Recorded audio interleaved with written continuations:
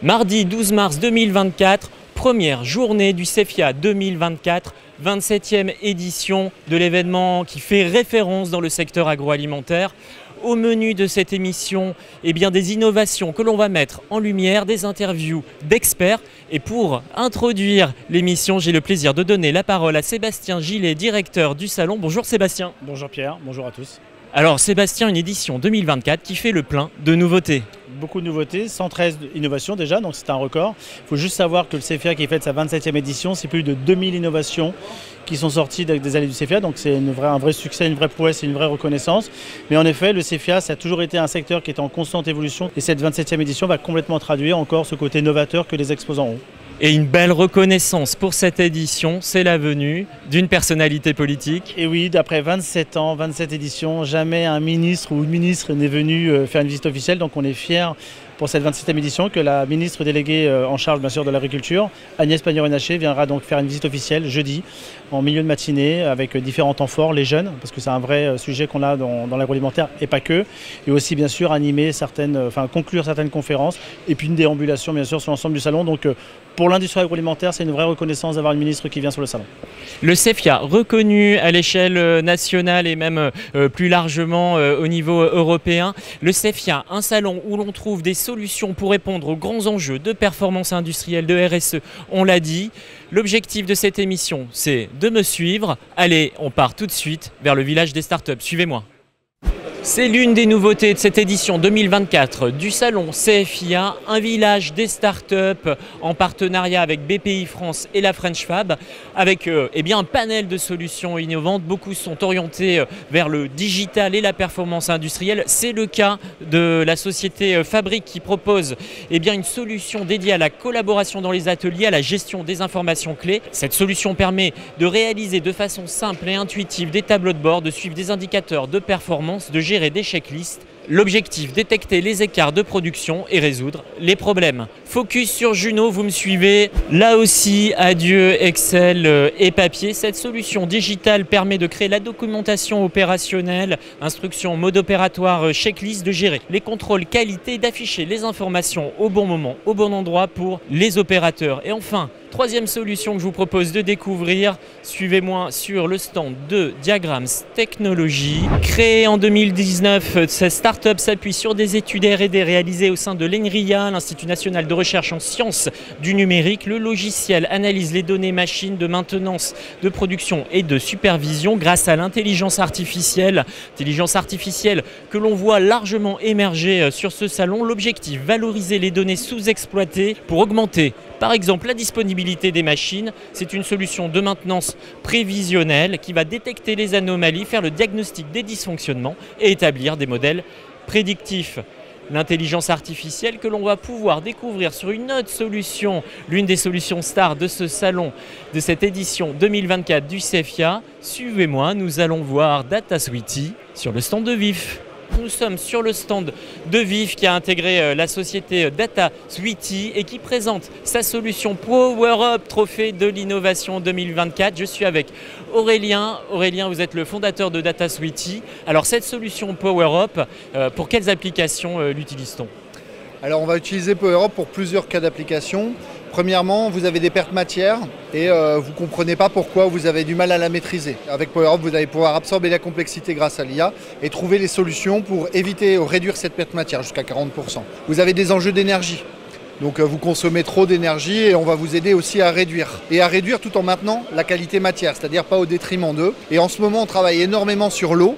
Parce que l'enjeu, c'est pas forcément de moins consommer d'eau, mais c'est de consommer de l'eau au bon moment, au moment où elle est disponible, etc. Donc on va venir aussi aider là-dessus. Donc je travaille avec du vivant, de l'entrée de ma matière première qui, elle, a vécu quelque chose avant jusqu'à une sortie, et je vais optimiser mon process. Vous pouvez utiliser l'intelligence artificielle pour assister à tout niveau de la ligne de production et faire en sorte de s'améliorer au quotidien. Et un petit peu de maintenance aussi, parce que de plus en plus on nous demande de la maintenance. Merci Aurélien, c'est très clair.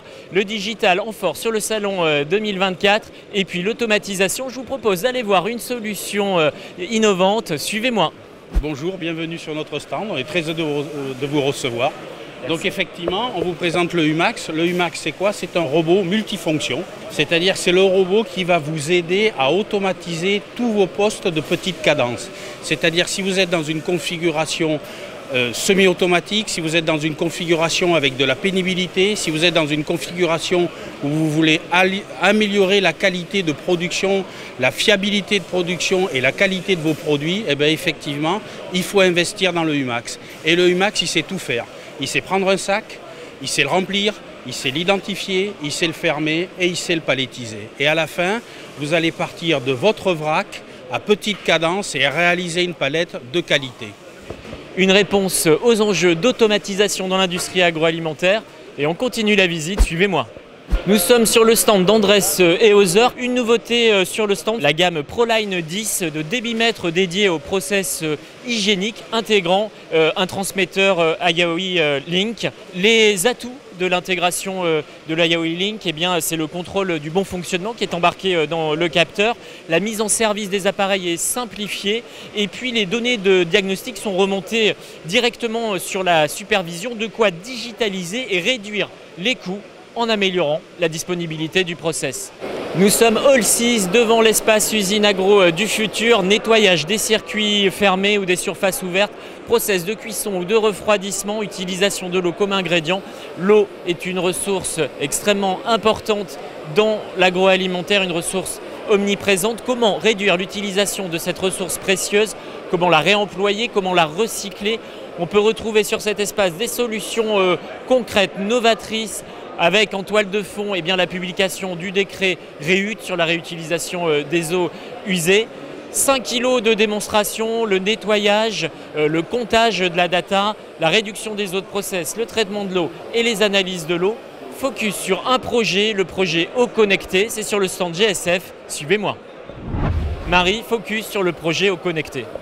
Merci Pierre. Alors effectivement, cette année, GSF a travaillé sur un projet lié aux capteurs connectés. Donc c'est un système de capteurs connectés non intrusif et c'est vraiment différenciant, qui peut se connecter sur n'importe quel type de tuyauterie, PVC, inox.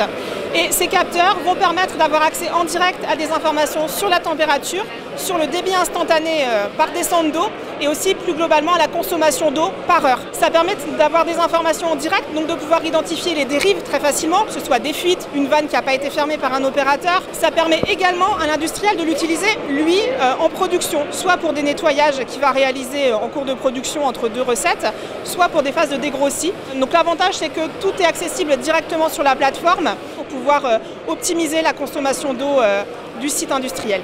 Merci Marie, c'est très clair. Une palette d'innovation sur l'espace usine agro du futur. Suivez-moi, on va en voir une nouvelle. AirOasis, c'est un système breveté par Chemdoc Water pour le recyclage de l'eau en industrie. Et depuis maintenant 5 ans, nous nous sommes préparés à son application dans l'industrie agroalimentaire avec une unité qui permet le recyclage de l'eau au sein des ateliers. Donc on recycle avant la station d'épuration pour faire de l'eau qualité contact alimentaire. Donc une eau de qualité très proche de l'eau destinée à la consommation humaine, ce qu'on appelle l'eau potable. Voilà la preuve que les technologies de REUT sont prêtes. Le décret est publié, reste à attendre le texte d'application. Sur le salon CEFIA, d'autres solutions dédiées à la gestion de l'eau, les économies d'eau, le reuse, le REUT. Suivez-moi, nous allons Hall 8.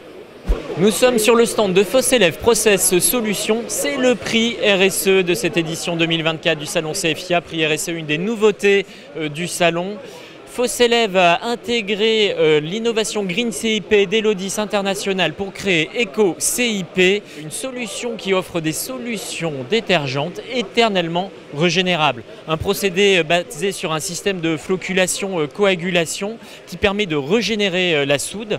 Cette soude a d'ailleurs des propriétés détergentes supérieures aux solutions du commerce. L'innovation est omniprésente sur le CEFIA. C'est tout l'intérêt de visiter le salon pour pouvoir rencontrer des fournisseurs sur tous les domaines de l'usine agroalimentaire. Du process, je vous propose de passer Hall 4 aux ingrédients. Suivez-moi. Nous sommes Hall 4 sur l'espace Tendance et je suis avec Sophie de Rénal, directrice marketing de Nutri Marketing. Bonjour Sophie. Bonjour Pierre, ça va ? Ça va très très bien, d'autant qu'on est dans ce hall ingrédients où il y a plein de bonnes choses à savourer. Tu es la maître d'œuvre de cet espace tendance. Quelles sont les tendances sur le salon cette année ? Alors un CFIA très innovant pour cette édition 2024 puisqu'on a représenté, nous les ingrédients, presque un tiers de tous les produits présentés au trophée. Et on a identifié donc 5 tendances fortes sur ce salon. La première, ça va être l'économie circulaire, donc tout ce qui est développement durable, RSE, upcycling, réduction du coût carbone. La deuxième, ça va être tout ce qui est clean label, naturalité, qui fait son grand retour, avec des consommateurs qui veulent des produits avec des listes d'ingrédients familiers les plus courtes possibles. Donc on parle de moins transformés, on parle évidemment de moins d'additifs. La tendance locale qui va être là aussi. La culinarité, donc le plaisir qui revient. Et là, on voit des choses plutôt mijotées, cuisinées, de la gastronomie. Des nouvelles expériences sensorielles aussi, portées par les nouvelles générations qui veulent des nouvelles textures, des nouveaux goûts, des nouvelles couleurs, des choses instagrammables par exemple. Évidemment, santé nutrition, depuis la Covid, c'est une des grandes tendances. Donc on veut à la fois pour la santé de son corps et de son esprit. On veut des choses pour bien dormir, pour moins réduire son stress, mais aussi bien sûr moins de gras, moins de sel, moins de sucre, plus de fibres, plus de protéines. Et enfin, bien évidemment, la tendance végétale qui est presque la plus importante du moment. Parce que ce soit pour sa santé, celle de la planète ou pour le bien-être animal, bien sûr les produits végétaux ont tous leurs atouts, les consommateurs l'ont bien compris et on voit ici sur le CFIA 2024 que les ingrédients apportent beaucoup de choses en termes d'organoleptiques et de clean label aussi, donc on a des produits qui vont être beaucoup moins transformés, beaucoup moins d'additifs et encore meilleurs que ce qu'ils étaient avant. Merci Sophie, des tendances que l'on va tâcher d'illustrer, en particulier la tendance végétale. Suivez-moi. Sur ce village dédié aux ingrédients de demain, on peut découvrir un panel de solutions innovantes. C'est le cas de LSDH Atelier Innové qui propose, à partir de son nouveau site d'extraction de jus végétaux, des ingrédients végétaux, des jus pour des applications yaourt et glace et de l'okara pour des utilisations en pet food, en substrat pour insectes, biscuits, panification et substituts de produits carnés. 3 bases sont aujourd'hui disponibles, soja, avoine et riz. Autre solution, c'est Fou Bio qui propose des tempés made in France à base de soja, lentilles jaunes et pois chiches, cubés nature ou marinés, riches en protéines, riches en fibres, également en vitamines et en minéraux essentiels. On peut les utiliser grillés pour des sandwichs, des émétiers, des tacos végétaliens ou même marinés pour des sauces exotique. Et puis troisième solution parmi d'autres à voir sur ce village dédié aux ingrédients de demain, c'est Maltivore. Je suis avec Émilie, vous êtes en charge de développement commercial de l'entreprise. Alors ce sont des farines réalisées à partir de drèches de brasserie. Pour quelles applications, Émilie ? Alors aujourd'hui, les drèches de brasserie, donc c'est principalement du malt d'orge. On travaille principalement avec la BVP et la biscuiterie. Aussi sur la partie traiteur pour des applications en sauce ou sur des pâtes brisées, etc. Donc on est sur un remplacement partiel de la farine de blé, ce qui permet d'avoir des apports nutritionnels intéressants sur les fibres et les protéines et les sels minéraux. Alors typiquement là on a un cookie qui est fait avec de la farine de drèche ambrée. Là on a un exemple de brownie, donc si vous voulez venir déguster, on a un test à l'aveugle sur un brownie avec de la farine de drèche à 100% ou sans farine de drèche pour montrer l'impact sur le goût chocolaté, puisque là on aura un produit où on va diminuer de 30% le cacao en conservant un goût chocolaté et visuellement, etc. Un produit qui sera similaire à un produit 100% chocolat. Alors je prends le brownie, je me sers, merci. Je vais déguster tout en me rendant au stand suivant. Vous m'avez compris, on poursuit notre visite. Rendez-vous sur le stand de Firmalis. Nous sommes sur le stand de Firmalis pour découvrir Canola Pro de DSM. Avril fournit à Olétaïne la joint venture créée par DSM et Avril. Avril fournit la matière première des tourteaux gras non OGM riches en protéines de colza. L'extraction se fait selon un process breveté doux et sans solvant. Le résultat, un isolat de colza comprenant 90% de protéines. Rappelons que les graines de colza sont une des rares sources végétales qui offrent un profil d'acides aminés complet, ce qui permet à cet isolat d'être utilisé en complément d'autres protéines végétales. Doté d'un score de digestibilité élevé, comparable au soja et au lactosérum, cet isolat est aussi doté de propriétés fonctionnelles, notamment des propriétés moussantes, par exemple tout à fait utilisables pour substituer les protéines de blanc d'œuf. Vous l'avez compris, la tendance à la substitution des protéines d'origine animale est une tendance forte sur le salon. On va découvrir une autre solution, suivez-moi. Le végétal très présent sur le salon, en propre avec des matières premières type accro, des alternatives végétales à base de pois et de blé. Aussi beaucoup de solutions hybrides à l'instar de ce que l'on peut voir sur le stand d'André Bazin. Et puis le végétal s'allie, se combine à l'enjeu de la santé. C'est le stand de Limagrain Ingrédients et la solution Lifey Wheat, une farine riche en fibres issue de plusieurs années de sélection variétale pour un blé avec des teneurs plus riches en fibres que les blés standards et avec une mie blanche, de quoi aussi obtenir un gain sur le Nutri-Score. Vous l'avez compris, une richesse d'innovation dans ce hall 4 dédié aux ingrédients, et c'est toute la magie du CFIA. On passe maintenant aux emballages. Allez, suivez-moi. Nous sommes sur le stand Citeo. Je suis avec Vincent Collard, directeur R&D matériaux en charge de l'éco-conception au sein de l'éco-organisme. Vincent, quel est le message clé autour de l'évolution réglementaire du moment, le projet PPWR? Ça avance, ça suit son process. On a déjà eu un accord entre le Parlement et les États membres. Et là, la prochaine étape, c'est savoir si la Commission est d'accord. Donc ça va se jouer dans les prochaines semaines, savoir si on y va sur PPWR et si on a ces nouvelles mesures sur la réduction, le réemploi et le recyclage, ou si on repart sur notre réglementation AGEC française qu'on connaît déjà. Alors, dans tous les cas, des orientations sont connues. On est industriel. Qu'est-ce qu'on doit faire? Comment agir dans ce contexte en pleine évolution? C'est sûr qu'on garde les mêmes messages. Il va falloir réduire le poids, le vide dans les emballages, il va falloir du réemploi. Et puis il faut que 100% des emballages soient recyclables en 2030. Ça, c'est déjà une obligation en France et ça se confirme au niveau européen. Le message est clair. Sur le salon CFIA, expertise et solutions sont à découvrir pour relever ces défis. Suivez-moi. Nous sommes all 10 sur le stand IMA. Je suis avec Grégoire Duvaux, directeur général d'IMA Ilapac France, et Céline Procope, PDG de Guyenne Papier. Un accord a été noué entre vos deux entreprises. Grégoire, pourquoi cet accord? Tout simplement parce que IMA a beaucoup investi pour passer le papier sur des nouvelles ensacheuses et qu'avec Procop et avec Guyenne Papier, nous voulions avoir la nouvelle génération de papier disponible sans plastique. On parle de technologie Flowpack, donc les sachets souples que vous trouvez dans les rayons de supermarché, que ce soit en horizontal ou en vertical. Céline Procope, ce papier, qu'est-ce qui le distingue sur le marché? Il a cette particularité d'être complètement recyclable. On est sur du papier qui est sans plastique et qui pour autant offre des propriétés barrières. Le papier, c'est une matière qui est très intéressante, mais elle ne fait pas forcément tout d'elle-même. Donc nous, on rajoute des propriétés au papier pour qu'il soit barrière au gras, barrière à l'eau, thermoscellant bien entendu, et qui permet justement d'être une alternative viable au plastique. Et le partenariat permet de démontrer que dans une fonctionnalité, une transformation, ça passe sur machine. Merci Céline, un accord qui permet effectivement d'apporter une évolution, une nouveauté sur le marché. C'est tout le bénéfice de visiter le CFIA et moi je vous propose de continuer la visite, suivez-moi.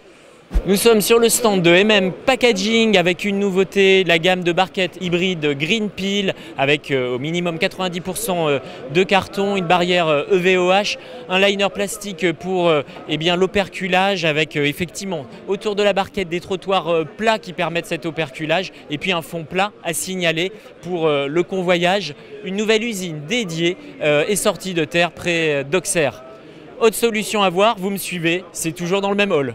Nous sommes sur le stand d'Europlastic pour voir deux innovations. Je suis avec Héloïse Loriot, la responsable communication, et Pierre Couvrant, le directeur commercial. Tout d'abord, focus sur Gook, trophée de l'innovation de cette édition 2024 du CFIA. Pierre, pouvez-vous nous en dire plus ? Oui, alors bonjour. Gook, c'est un système breveté simple qui a pour objectif de supprimer le couvercle d'un emballage et on le remplace par une opercule en fait. Le tout, c'est de pouvoir conserver les propriétés d'un couvercle, à savoir la refermabilité et favoriser la consommation fractionnée d'un produit. Alors aujourd'hui, on a une application industrielle pour les types sauces, mais on souhaite un peu développer et agrandir ce segment aux produits laitiers par exemple, ou tout type de produit qui peut être consommé en plusieurs fois. De belles perspectives pour Gook et je me tourne vers Héloïse. Le projet Maya, là on est dans le réemploi. Où en est ce projet ? Alors ce projet va vivre une nouvelle vie. Maya, c'était un projet d'expérimentation qu'on a présenté l'année dernière au CFIA avec différents partenaires sur toute la chaîne du réemploi. L'objectif était d'obtenir des données sur la résistance à l'operculage multiple et au lavage avec un emballage qui était conçu spécifiquement pour les réemplois. Et aujourd'hui, ce projet est en train d'être repris à travers le projet Citeo qui s'appelle Dropac. On va concevoir une barquette sur le modèle de Maya avec les mêmes contraintes dans le cadre d'une expérimentation à réemploi. Merci Héloïse. Le projet Dropac qui a fait l'objet d'une intervention lors de la matinée de conférence du mardi 12 mars. J'en profite pour vous signaler que toutes les conférences seront disponibles sur la chaîne YouTube du Salon. Vous l'avez vu, l'émission L'Essentiel a permis de voir la diversité des innovations et des expertises présentes sur le Salon, sur cette belle édition 2024. Et pour conclure cette émission, j'ai le plaisir de retrouver Sébastien Gillet, directeur du Salon. J'ai effectué une visite qui a montré effectivement le dynamisme du Salon. C'est un dynamisme qu'on ressent. On ressent, c'est ce qu'on a beaucoup dans le CFIA, qu'on n'a peut-être pas dans d'autres manifestations. Il y a une énergie qui se dégage de cette manifestation. C'est une première journée, mais dès les premières heures, on sent déjà une envie de se rencontrer, on a envie de créer des projets, de finaliser des projets, et puis de se retrouver parce que l'agroalimentaire, c'est une vraie grande famille. C'est une vraie grande famille et une famille c'est fait pour se retrouver. Quid de 2025 Sébastien? Une famille c'est fait aussi pour s'agrandir, donc on a des nouveautés. De toute façon il faut que le CFIA continue à grandir à travers des nouvelles sectorisations. On a parlé un peu d'IA en introduction, on veut que l'IA soit encore plus présent sur le salon. La cybersécurité qui est présente sur cette édition 2024 sera bien sûr de nouveau présente en 2025. Et puis pour rien vous cacher, je crois qu'il faut qu'on continue à faire en sorte que le CFIA innove à travers des nouvelles thématiques. On va agrandir un peu le CFIA. Pas beaucoup, toujours en respectant bien sûr la zone de chalandise, mais pour intégrer en tout cas des nouveaux secteurs qui ne sont pas encore assez représentés pour cette 27e édition. Donc le CFIA va s'agrandir intelligemment, modérément, en respectant bien sûr son ADN pour faire encore de 2025 le rendez-vous de l'agroalimentaire. De très belles perspectives, merci Sébastien. On vous donne rendez-vous dans les allées du Salon. Je vous dis à très vite.